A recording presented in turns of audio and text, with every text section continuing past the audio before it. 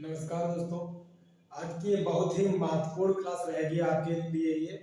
तो जैसा कि आपको पता है कि हम यूपी टीजीटी और यूपी पीजीटी, यूपी एलटी या दिल्ली टीजीटी या राजस्थान टीजीटी आदि सभी विषयों की तैयारी करवाते हैं। और उसी क्रम में हम आज सबसे पहले आपको ये बताएंगे कि बहुत ही जल्द यूपी एलटी की वैकेंसी आपके सामने आने वाली है। ये मात्र 5 से 6 महीने के अंदर आपके सामने यूपीएलटी की वैकेंसी होगी और जिसमें आपके शारीरिक शिक्षा यानी कि फिजिकल एजुकेशन की भी वैकेंसीज रहेंगी। और उनकी वैकेंसीज को क्लियर करने के लिए हम जानते हैं कि जब तक कोई भी संघर्ष नहीं करेंगे, मेहनत नहीं करेंगे, पढ़ाई नहीं करेंगे या इस तरीके से किसी भी प्रकार की एक्टिविटीज को नहीं करेंगे तो हमारा संभव नहीं है। इसलिए दोस्तों आज जोरों शोरों से लग जाते हैं फिर से एक बार यूपीएलटी की ओर। और यह वैकेंसी इस बार हमको कसम खानी है कि क्लियर करके ही रहनी है हर हालत में, क्योंकि आपको पता है कि हमारा जो सिलेबस है या सिलेबस जो आपका टीजीटी है मैक्सिमम वही सिलेबस यूपीएलटी के लिए भी रहता है।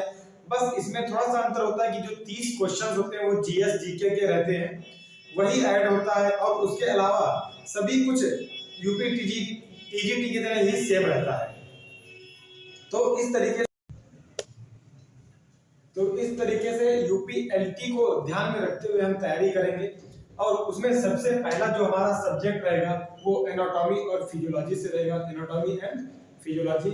एनाटॉमी के अंतर्गत आज हम सर्कुलेटरी सिस्टम पर बात करेंगे, जो कि आपका हिंदी में अर्थ होता है परिसंचरण तंत्र। सर्कुलेटरी सिस्टम अर्थात परिसंचरण तंत्र। अब परिसंचरण तंत्र जैसा कि नाम से ही पता चल रहा है, परि का अर्थ क्या होता है? चारों ओर। परि का अर्थ क्या होता है? चारों ओर। संचरण का अर्थ क्या होता है? घूमना। चारों ओर घूमना।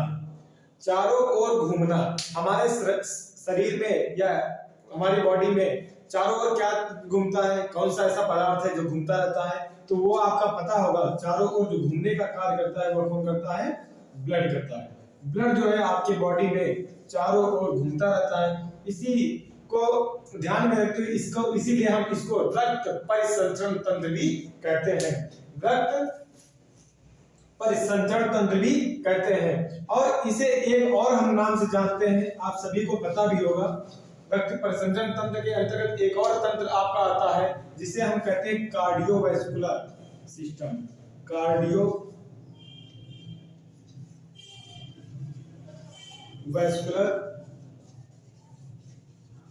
सिस्टम।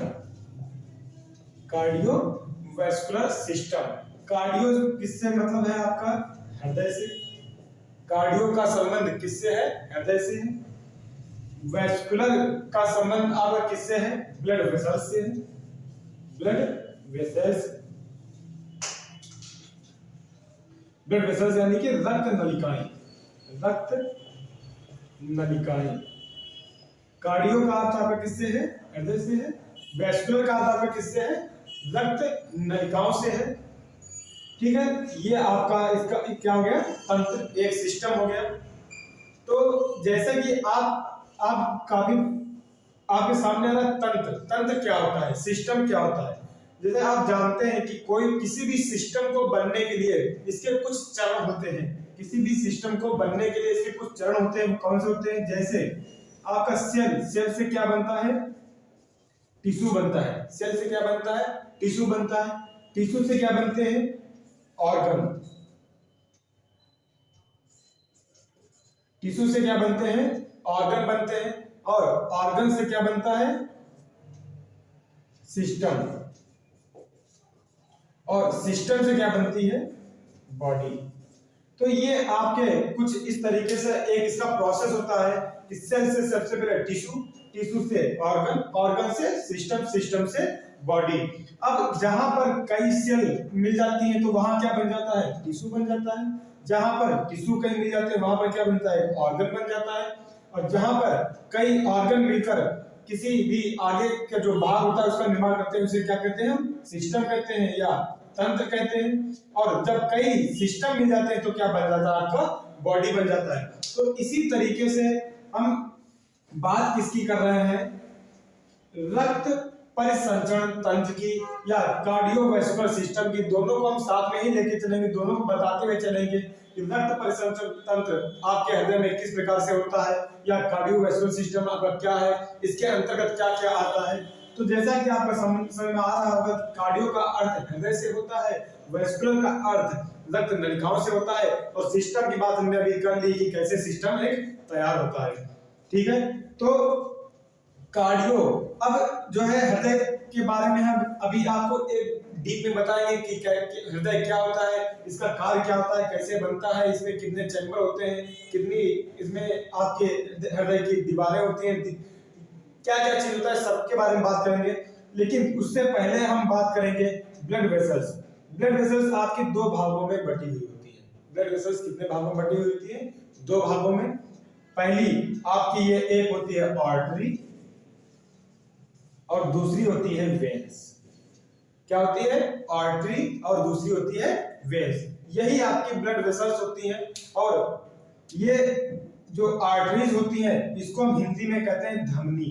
ये भी आप याद रखिए, कभी कभी नहीं इंग्लिश में आ रही तो हिंदी भी याद रखिए। और वेन्स को कहते हैं सिरा। आर्टरी को कहते हैं धमनी, वेन्स को कहते हैं सिरा।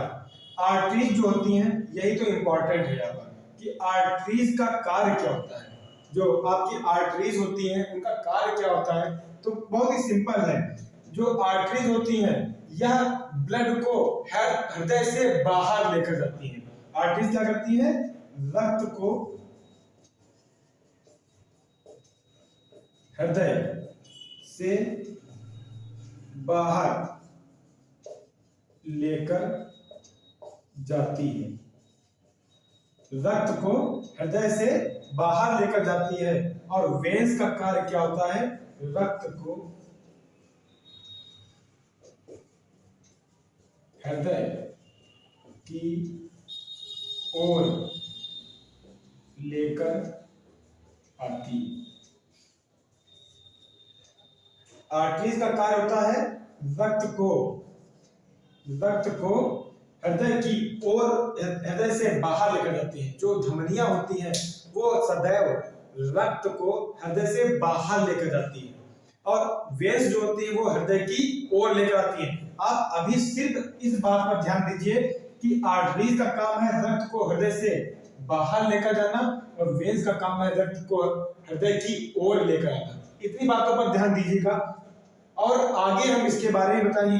कुछ ऐसी भी आर्टरी होती है या ऐसी वेन्स होती है जिनका कार्य भी उल्टा होता है, तो उन सब बातों पर भी ध्यान मत दीजिएगा। पहले हम सिर्फ यही आप ध्यान दीजिए कि कहीं पर भी आता है धमनी का कार्य होता है, और ऑप्शन में लिखा है रक्त को हृदय की ओर लाना, रक्त को हृदय से बाहर ले जाना, या दोनों, या इनमें से कोई नहीं।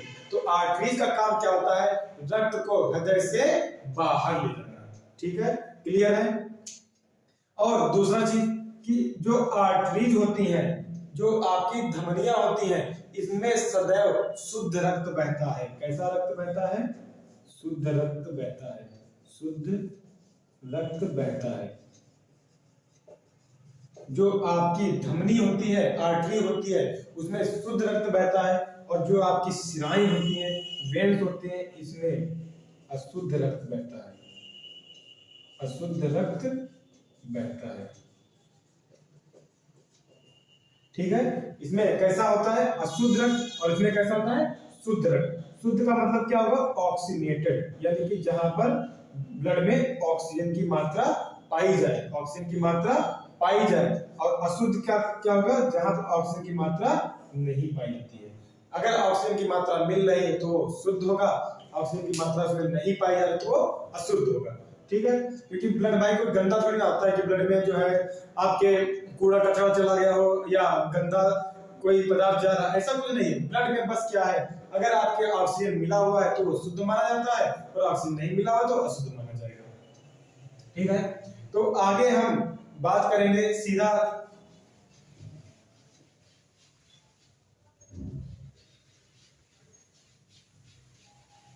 हृदय के जो है क्या क्या इसमें इसके पार्ट होते हैं, क्या क्या चीज होता है, क्योंकि तभी आपको समझ में भी अच्छा आ पाएगा। कि जब तक हम इसका चित्र या फिगर नहीं बनाएंगे तब तक आपको समझ में आना मुश्किल है। ठीक है, तो आप इतनी चीजें कंफर्म कर लीजिए कि आर्टरीज का काम क्या होता है, हृदय से बाहर की ओर रक्त को ले जाना, और वेन्स का काम क्या होता है, हृदय की ओर रक्त को लाना। ठीक है, उसके बाद हम एक एक पार्ट को अच्छे से डिफाइन करके हम बताते हुए चलेंगे।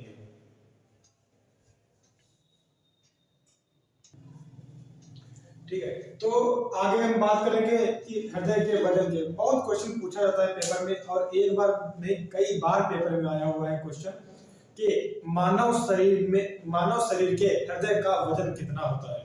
मानव शरीर के हृदय का वजन कितना होता है, तो 250 से 350 ग्राम यह होता है सामान्य व्यक्ति का। किसका होता है, सामान्य व्यक्ति का।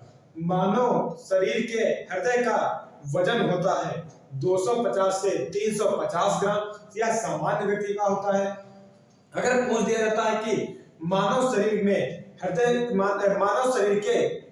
का वजन खिलाड़ी का कितना होता है, या खिलाड़ी के हृदय का वजन कितना होता है, या प्लेयर के हृदय का वजन कितना होता है, तो आपको पता होगा, लिखा है सामने 500 ग्राम। कितना होता है, 500 ग्राम होता है।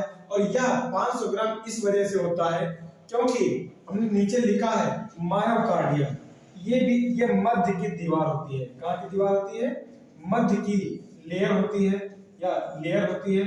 इसी की थिकनेस बढ़ जाती है, इसी की क्या होती है, थिकनेस बढ़ जाती है, मोटाई बढ़ जाती है, क्योंकि खिलाड़ी इतनी एक्सरसाइज करता है और एक्सरसाइज के माध्यम से ब्लड अधिक मात्रा में पंप होता है और अधिक मात्रा में हृदय जो है वो भी कार्य करता है, तो उसकी मसल्स पर फर्क पड़ता है। इसी वजह से हृदय की जो मायोकार्डियम होती है उसकी मोटाई में वृद्धि हो जाती है, वह अधिक मोटी हो जाती है एक सामान्य व्यक्ति की अपेक्षा।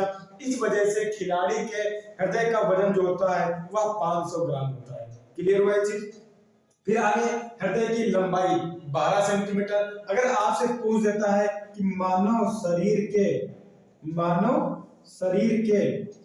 हृदय की लंबाई होती है, मानव शरीर के हृदय की लंबाई होती है, तो आपकी लंबाई जो होगी ये वाली होगी। मानव शरीर के हृदय की लंबाई होती है तो आपकी ये लंबाई कितनी होगी, 12 सेंटीमीटर। ये कितना होगा, 12 सेंटीमीटर। मानव शरीर के हृदय की लंबाई 12 सेंटीमीटर और चौड़ाई जो होती है वो होती है 9 सेंटीमीटर। चौड़ाई कितनी होती है, 9 सेंटीमीटर होती है। और इसकी जो मोटाई होती है, हृदय की जो मोटाई होती है वो कितनी होती है, 6 सेंटीमीटर। बात क्लियर हुई। हृदय की मोटाई कितनी होती है, 6 सेंटीमीटर, चौड़ाई 9 सेंटीमीटर और लंबाई 12 सेंटीमीटर। मानव शरीर में हृदय की लंबाई होती है 12 सेंटीमीटर, मानव शरीर में हृदय की चौड़ाई होती है 9 सेंटीमीटर, मानव शरीर में हृदय की मोटाई होती है 6 सेंटीमीटर। हृदय का वजन होता है 250 ग्राम से 350 ग्राम सामान्य व्यक्ति का। खिलाड़ी का 500 ग्राम। क्यों होता है, क्योंकि मायोकार्डियम की थिकनेस बढ़ जाती है, इस वजह से खिलाड़ी का हृदय भी 500 ग्राम का हो जाता है। ठीक है, उसके बाद हृदय की दीवार, हृदय की 3 लेयर होती है। हृदय की 3 लेयर होती है। जो अंदर की लेयर होती है ये कहाँ की होती है, अंदर की लेयर होती है, अंदर की।